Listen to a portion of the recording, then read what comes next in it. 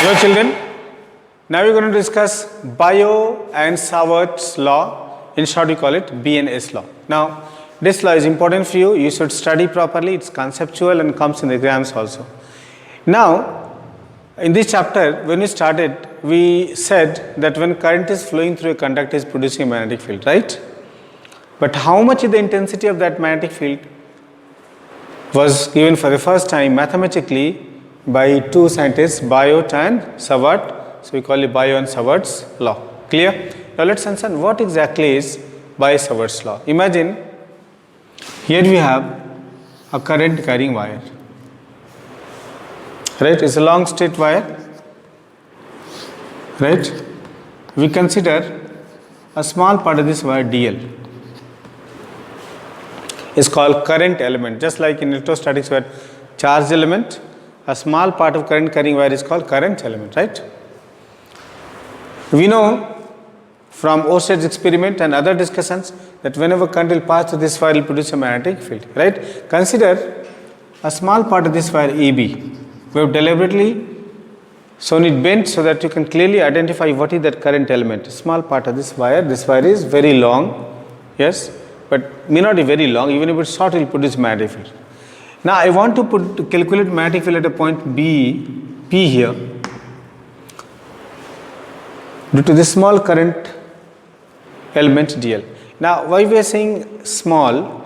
Because the wire may take different shapes, but always irrespective of the shapes we can divide the wire in small lengths DL, and if you add it all up it will generate the whole wire. You got my point? So we have a wire which is carrying current I. I have to calculate magnetic field at point P, right? Look at a distance R along angle theta. At a convenient point, if you join this point P, then the line joining makes an angle theta with the current element, right? Now since the wire is small in length, then magnetic field will also be small in magnitude. Let's say the magnetic field is dB. Clear? And the distance is R. Then Bio and Savart said, let's understand the law, that magnetic field due to a current carrying wire is number one, directly proportional to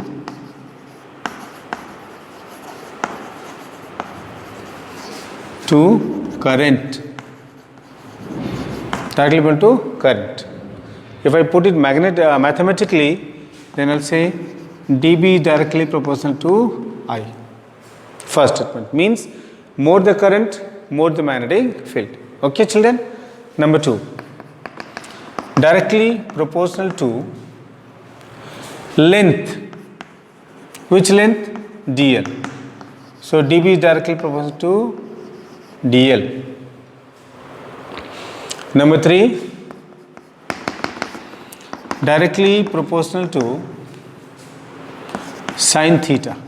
That means dB is directly proportional to sin theta. So if you increase I, if you increase DL, means increase the length, and if you increase angle, because you know sin theta increases from 0 to 90, in all these cases magnetic field will increase. And number four, inversely proportional to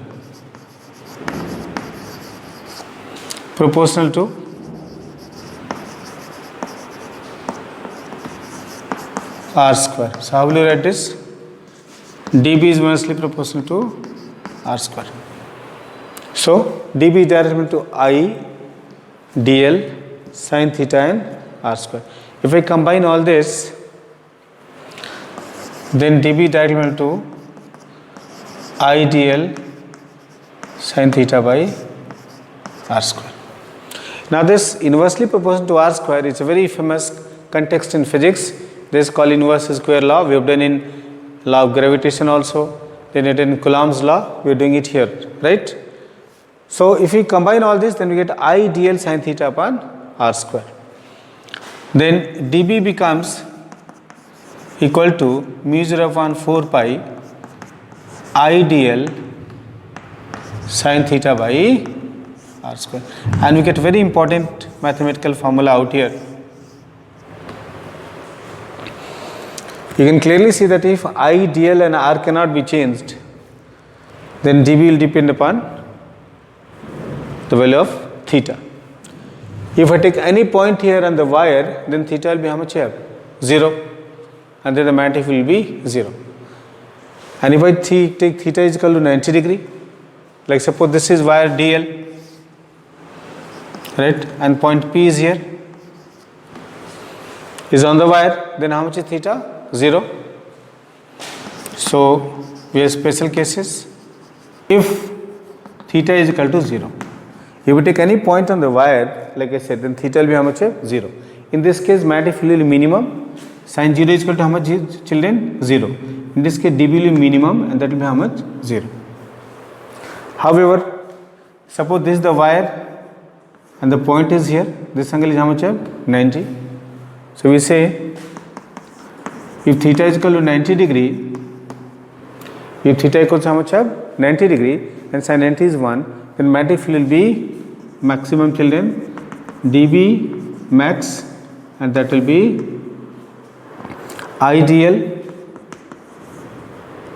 mu 0 upon 4 pi IDL by r square, right? So this will be maximum.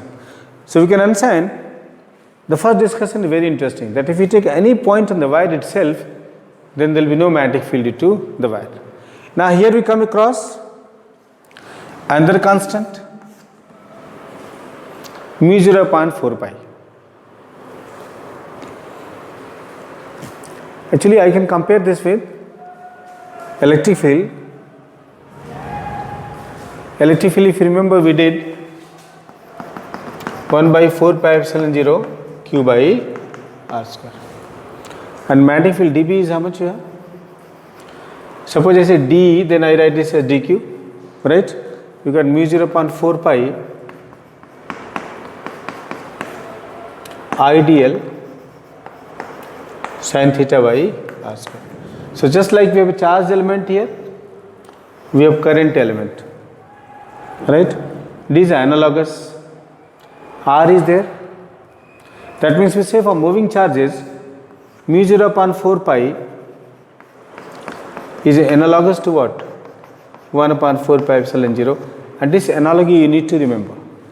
Now here epsilon 0 is called permittivity of free space. Similarly, mu 0 is another constant, is called permeability of free space, not permittivity, permeability of free space.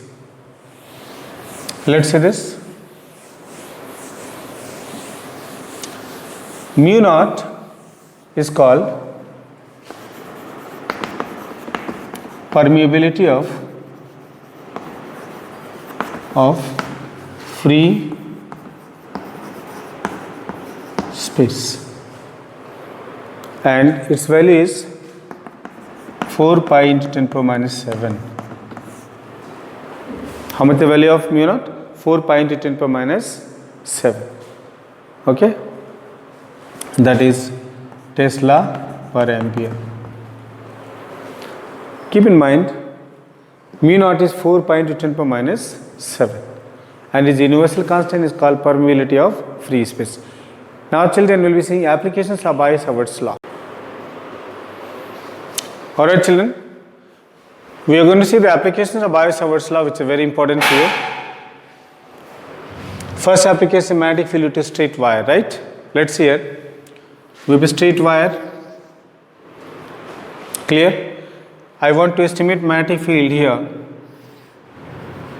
at point P, located at distance A, and suppose current to the wire is I. Right? Now I can imagine this entire wire divided into small what parts. I'll consider a small element of this wire. Suppose the element is XY. Clear? It's a small element, very small element. Huh? I'll bring it here. small element, right?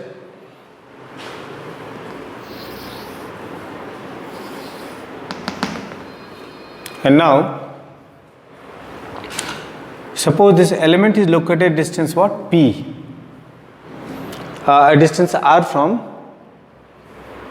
point P. The distance between the element and point P is r. So generally we'll take this r distance on the middle. But since the wire is very small, the element is very small, then we can say that this distance will be r and this will also be equal to how much? R. Right? So we'll say let length of the current element is dl. What length of the current element? dl. Clear? xy is the current element of length dl, and you want to estimate magnetic field at distance a from the wire. Now here we will have to make certain assumptions. I'll rub this line to make the diagram clearer to you. But please know that the current element is very small, and therefore Py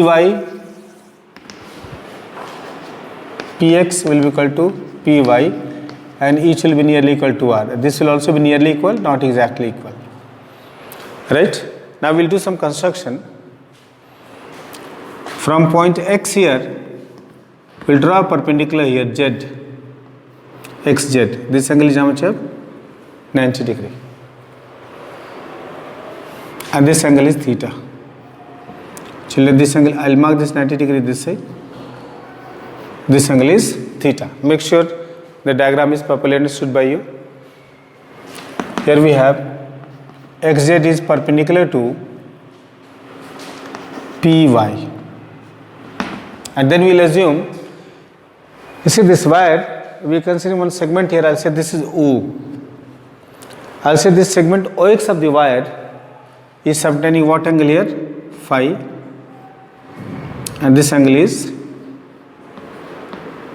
d phi. Clear? So let segment OX subtends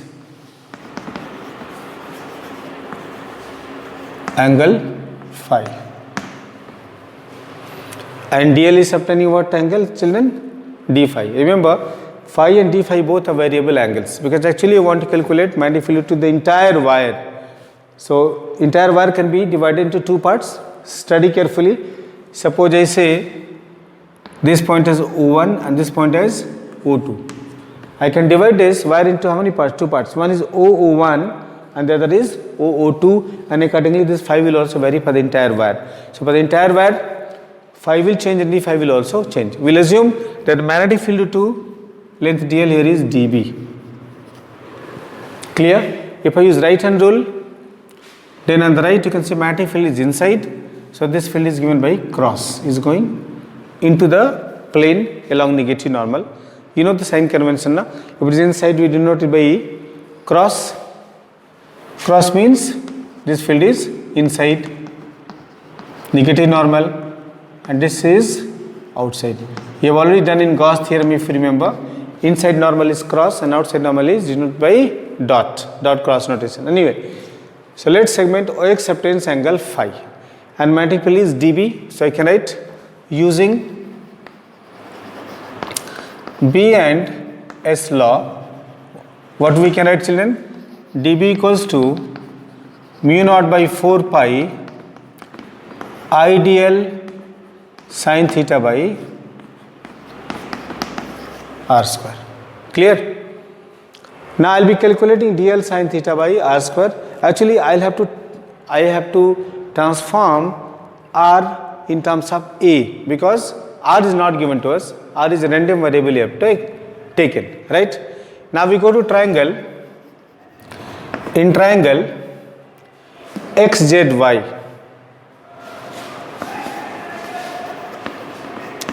children, sin theta will be perpendicular, that is ZX or XZ by XY.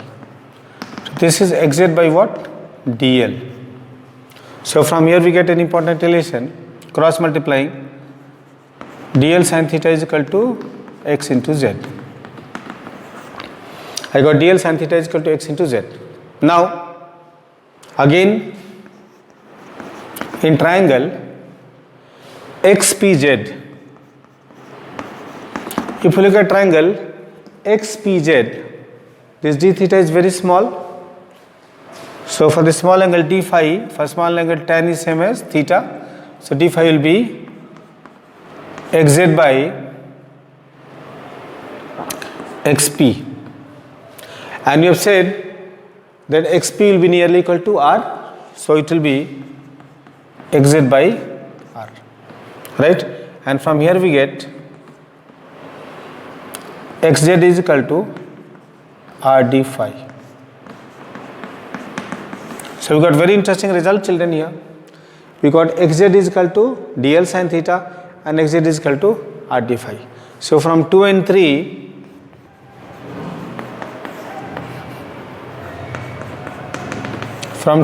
I can say that dl sin theta is equal to r d phi.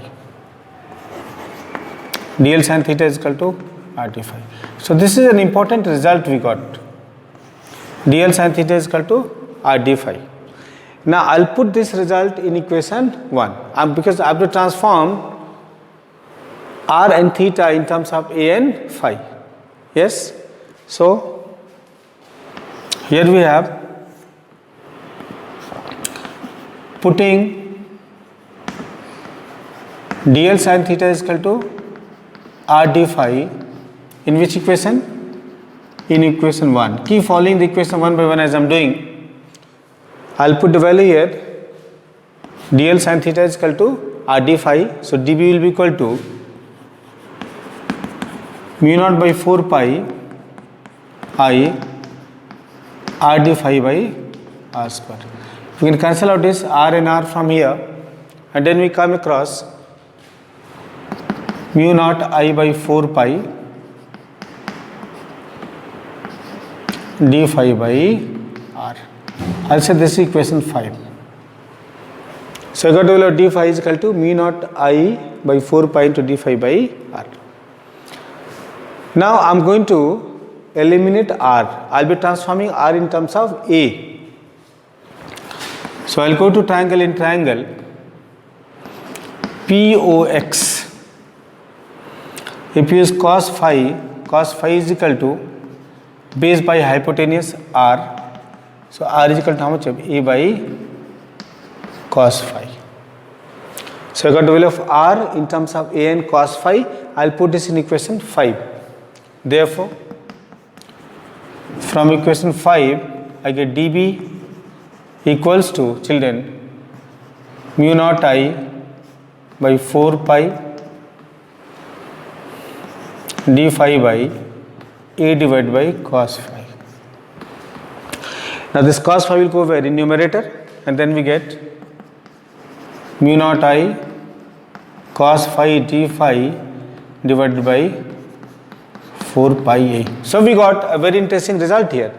d phi is equal to mu naught I cos phi d phi by 4 pi a. Yes. Now remember, children, this dB is magnetic field due to which wire?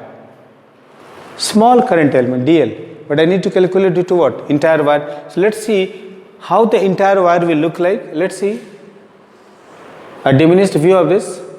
This is O and this is the entire wire O1, O2. Clear? This phi is a variable angle. I'll regard this angle as phi 1 and this angle as phi 2. Means I can assume that I am dividing this entire wire into two segments. One is below, which is subtending angle phi 1. Means when I go for the lower part, the angle is how much? Phi. Here I'll draw it here. This angle I am assuming as phi 1 and this entire upper angle I am assuming at phi 2, which I have shown here. Clear? Once again, this entire angle I am showing as phi 1 and this entire angle is being shown as phi 2. Clear? I've shown dotted so that you don't confuse with the main diagram, otherwise you'll be having problem with the derivation. So now I'll integrate. This is dB due to small part. Therefore, net magnetic field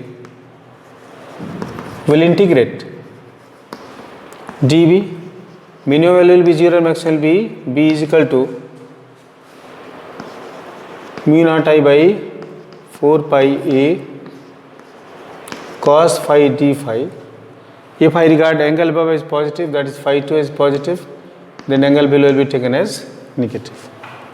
If integrate dB from 0 to B, how much do you get? B mu 0 I by 4 pi A, integration of cos is sin phi minus phi 1 into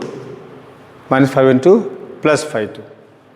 Now if we evaluate this, then B becomes mu naught I by 4 pi A. This is sin phi 2 minus sin minus phi 1. And sin of minus theta is how much here? Minus sin theta. And minus will become how much? Plus. So magnetic field B becomes mu naught I, A is also there, 4 pi A sin phi 2 plus sin phi 1. So children, this is the price expression which you got in this derivation. Magnetic field to a straight wire. Clear? Magnetic field to a straight wire. Now we will be understanding this again in detail. This derivation will modify it for a very long wire. Okay? Alright? Alright children, let's see what we understood. Let's be clear about what you understood. If current through a straight wire is I want to calculate magnetic field at a point P located at what distance? A from it, and the two segments of the wire are subtending angles phi 1 and phi 2. Clear? Then magnetic field B is equal to how much we calculated? Mu naught I by 4 pi A sin phi 1 plus sin phi 2. So when you're doing for numericals, you have to put the value of all these parameters including the values of the two angles and you will get the answer, right? Now we have a special case. Magnetic field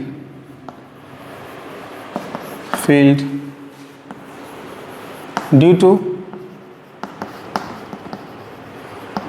infinitely long straight wire.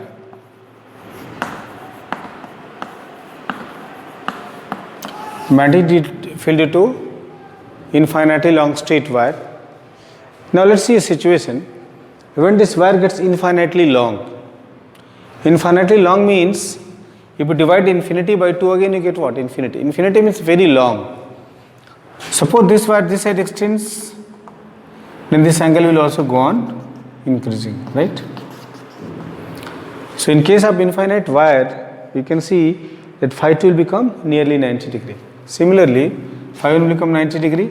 Similarly, this angle above, if this goes on extending, then this angle will also go on increasing. And this angle phi 2 will also become nearly 90. Clear? So we will say, for infinitely long wire,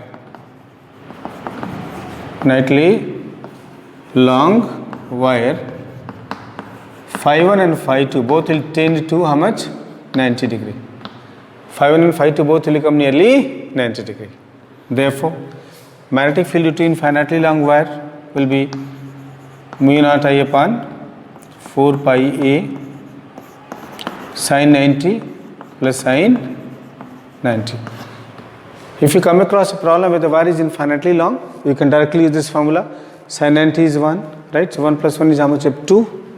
So B will be mu naught I by 4 pi A 1 plus 1, solve it.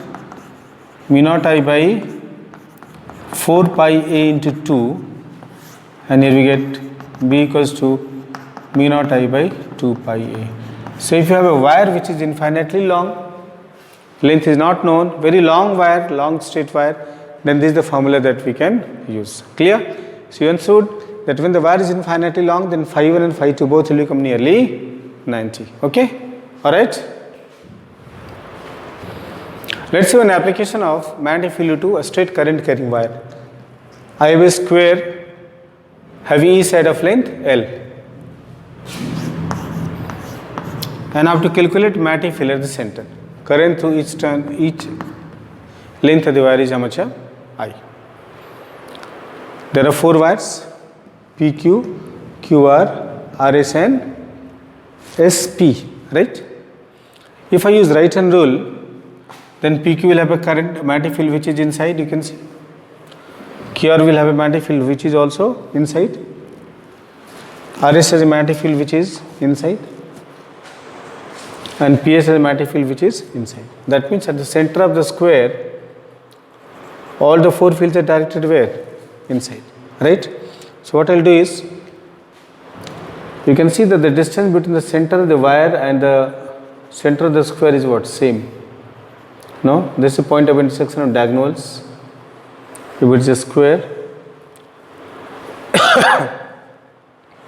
So this distance in each case will be how much? Same. Right? Let's calculate how much is this distance A. This distance how much you are taking? A. This angle will be how much? 45 degree. This will be also 45 degree. Meaning phi 1 will be 45 and phi 2 will also be 45. Current is given only, I have to calculate A. So I can easily calculate. Length of each side is L. Let's see here. This angle is how much? 45 degree. Length of this side is A. How much is this? L by 2. Clear?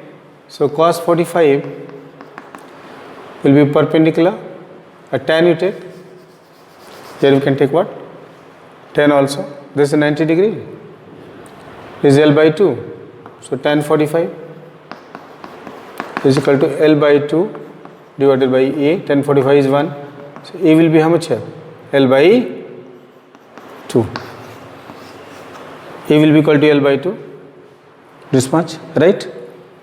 So what I'll do is, I'll calculate magnetic field to any one of these wires, and all the magnetic field B1, B2, B3 and B4, all will be equal and all in the same direction, right? So I'll calculate magnetic field to one wire, and then 4 times that will be equal to the total magnetic field, because all the magnetic field are directed inside, right?